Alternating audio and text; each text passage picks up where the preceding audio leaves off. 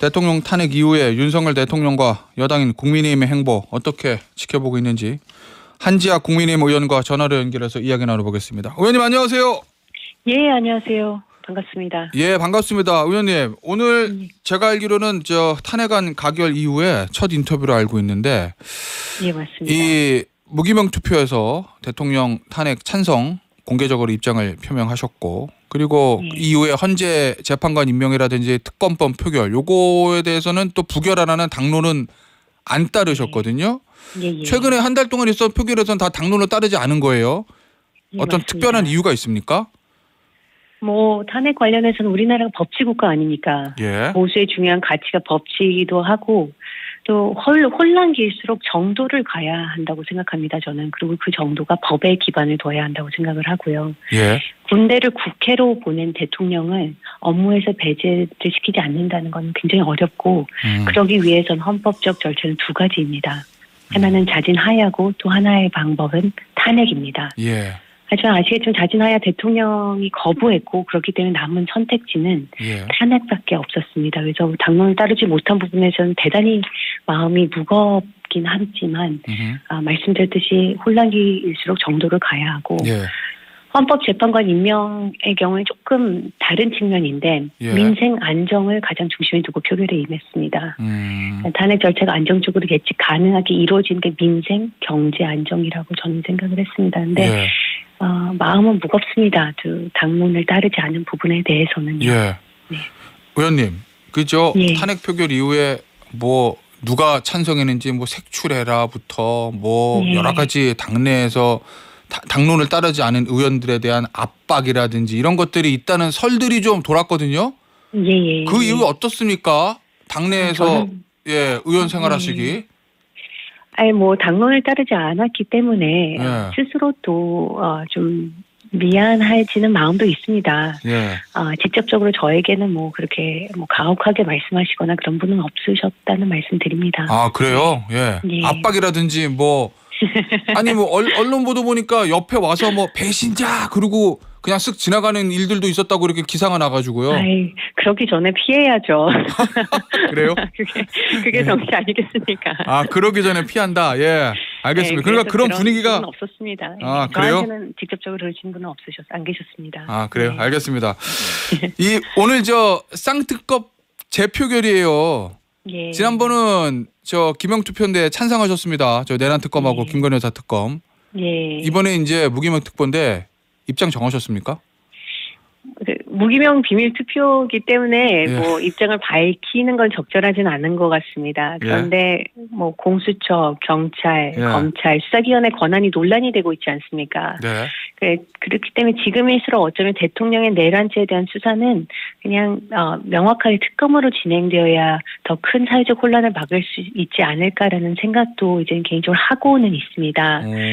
다만 현재 대통령에 대한 수사를 담당하고 있는 공수처를 보면 전 정부 때 성급하게 만들어졌기 때문에 이런 역사적인 시점에 오히려 혼란을 가중시키고 있지 않나, 이런 부분에 대해서 민주당이 당시 섣부른 결정에 대해서는 대단히 유감스럽다는 말씀을 드리게 되고요. 민주당이 오늘 부결이 되면 계속 발의하겠다는 입장인데 설사 오늘 특검안이 부결이 된다고 해도 국민의힘에서는 새로운 특검안을 먼저 제시하는 것이 굉장히 중요할 거라고 생각을 하고요. 그렇지 않는다면은 소장파 의원들은 오늘도 그 다음에도 재표결에 있어서는 가결로 답할 수밖에 없지 않을까라는 생각을 합니다. 오늘 이탈표 8표 이상 나올 거로 전망하십니까? 어떠세요? 대충 보시면 아실 거 아니에요. 주변 얘기를 나눠보시면.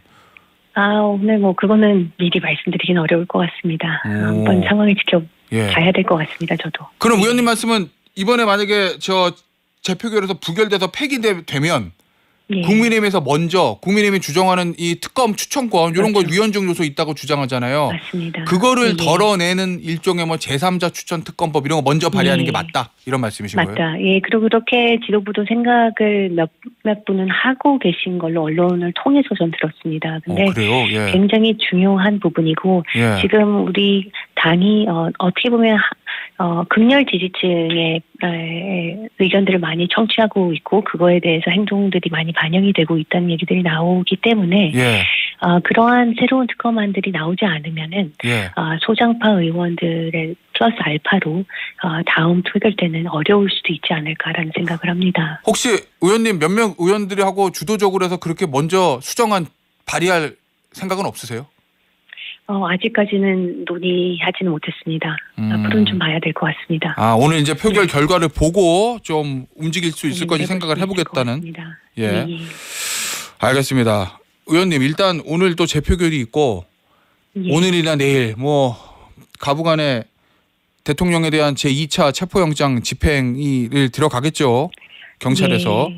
이게 공수처는 영장을 다시 받아서 집행한다는 거고 대통령 측은 불법 무효영장이다.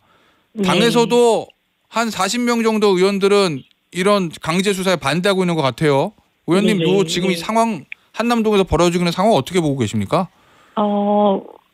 우선은 대통령께서 당당하게 수사와 사법 절차에 임해야 되고 그리고 그래야 우리가 추후 민주당 이재명 대표에게 같은 잣대를 들이댈 수 있지 않을까라는 생각을 합니다. 물론 공수처도 역시 수사 과정에서 현직 대통령이라는 직책의 무게를 염두해서 조사를 했으면 좋겠습니다. 이제 절제된 절차와 충분한 협의가 필요한데 이제 그런 것들이 과연 일어났는지 굉장히 투박하고 거칠었다는 생각이 드는데요. 지금 타신분이 모이었다는 것, 각자의 판단에 의해서 가셨다고는 하지만 당에서 못 가게 했던 그분들이 가셨겠습니까? 그러니까 헌법 기관으로서 저는 대단히 부적절하고 우려스러운 시각에서 바라보고 있습니다. 자, 일단 하나씩 보죠.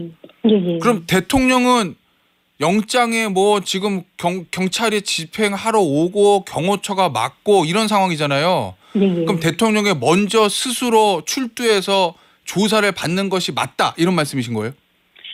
그럼요. 대통령께서 계엄 선포와 관련해서 법적 정치적 책임 문제를 회피하지 않겠다고 하셨습니다. 그러면은 지금 어차피 뭐 내란죄가 되던 안 되던 간에 국민께 이런 그 한남동 앞에 혼란을 야기시키는 것 같은 오해를 받지 않기 위해서는 당연히 그냥 스스로 가셔서 아니면은 공수처와 협의를 해서 공수처가 뭐 관저 안으로 와서 조사를 한다거나 그러한 협의점들을 찾고 적극적인 모습을 좀 보여주셨으면 좋겠습니다. 의원님 지금 보니까 경찰은 뭐 특공대 투입할 수도 있다고 하고 경호처는 지금 관저를 요새화했다고 하고 양측은 다 총기를 소지하고 있잖아요.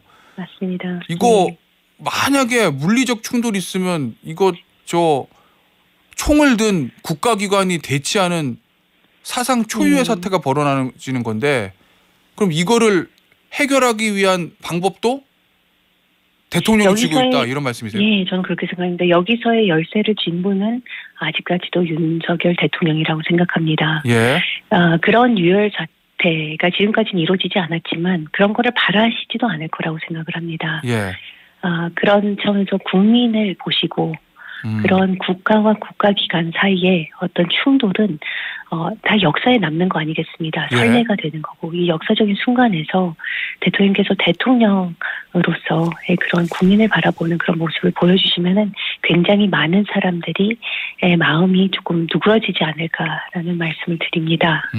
알겠습니다. 결국 이 상황을 해결할 사람은 대통령뿐이라는 건데 지금 대통령의 역할을 대신하고 있는 사람이 최상목 대행이잖아요.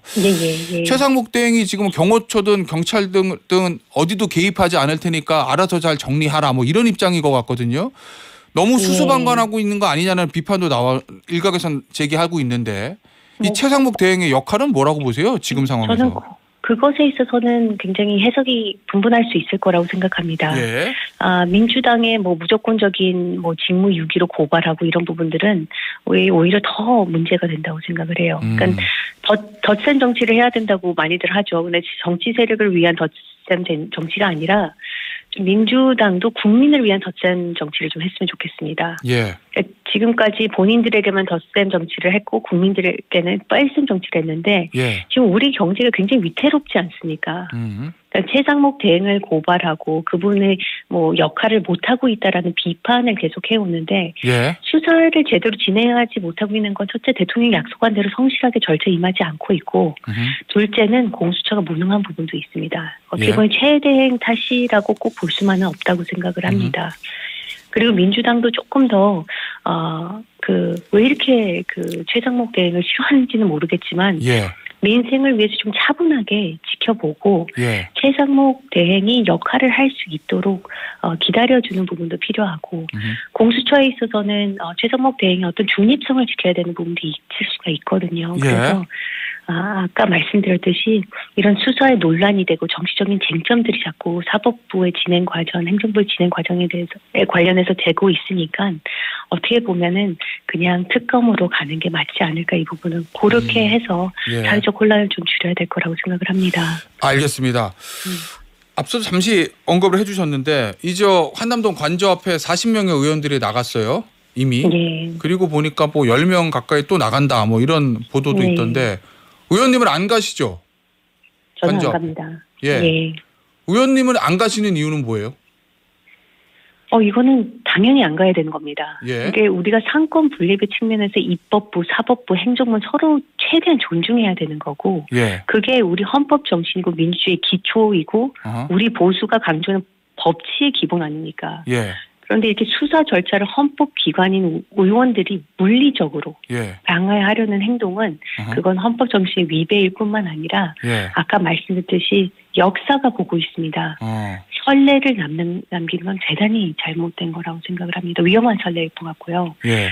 입법부 소속 의원들이 사법 절차에 대한 우려가 있으면 그것을 정치적으로 이제 해결하는 게 아니라 그러니까 사법적 절차에 따라서 해소하는 것이 중요하고 물리적으로 그 절차를 저지시켜서는 안 된다고 저는 생각을 합니다. 예. 그리고 이게 보수 결집을 위한다고 하지만 예. 보수 결집이 지금 상황을 타개할 해법은 아니지 않습니까? 예. 우리 당을 굉장히 차가운 눈으로 국민들이 많이들 보고 계십니다. 그리고 예. 그 사실을 더 무겁게 여겨야 되고 아까 말씀드렸듯이 역사가 지켜보고 예. 있습니다. 그 보수 결집과 관련해서 예.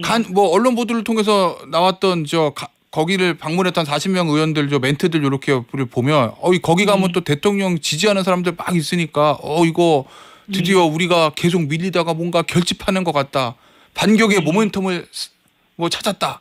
이런 반응들도 좀 있다는 것 같거든요. 그건 그렇죠. 어떻게 보세요? 그 보수 결집론. 당 지지율도 좀 예전보다 좀 높게 나오는 것 같고 그래서 더 그런 것 같긴 한데. 국민의힘도 예. 덧셈 정치를 했으면 좋겠습니다. 예. 당을 위한 덧셈 정치가 아니라 국민을 위한 덧셈 정치를 해야 되지 않겠습니까? 예. 우리의 어떻게 보면 물론 중요하지만 예.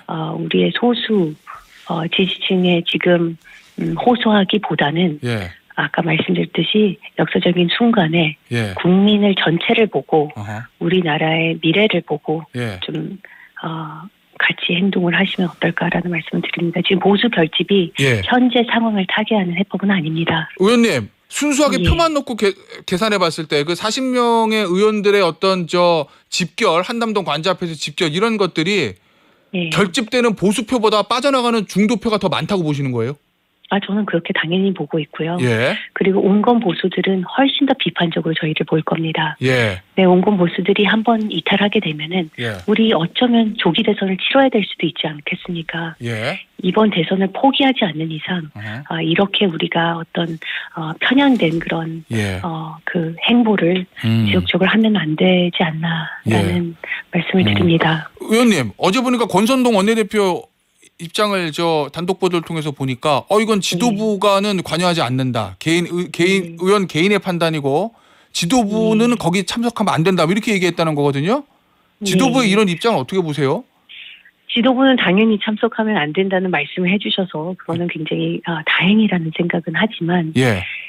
말씀드렸듯이 각자의 판단에 의해서 가셨다고 하지만 당에서 못 가게 했다면 그분들이 가셨겠습니까? 저는 예. 다시 한번 말씀드리지만 예. 안타깝고 대단히 부적절하다고 생각합니다. 당에서 그러면 이거 당론이라고 그래야 되나? 당에서 이미 지침을 내려야 된다. 가지 못하게. 어느 정도의 지침은 그래도 필요하지 않았을까 생각은 합니다. 예. 알겠습니다. 의원님 지금 또 쟁점 중에 하나가 탄핵 심판에서 국회 소추단에서 내란죄 형법상 내란죄 성립 여부를 철회하겠다. 요걸 네. 가지고 지금 국민의힘하고 당하고 윤석열 대통령 측 강하게 반발하고 있거든요. 예. 이러면 탄핵 국회의결 다시 해야 된다 얘기까지 나옵니다. 의원님은 어떤 입장이세요? 아니 저는 뭐 비상계엄 발령 이후 국회에서 계엄 해제 투표에 참여하지 않았습니까? 그날 예. 밤 예. 국회에 어떤 일이 벌어졌고 몸소 경험했고 그 공포를 기억합니다. 예. 헬기와 무장 군인들이 음. 제가 있는 국회에 진입했고 큰 유혈 사태도 있을 수가 있었는데 예. 저는 보통 상식에 기초해서 표결했습니다. 대통령이 헌법을 지키고 수호할 의지가 있는지를 본 거거든요. 예.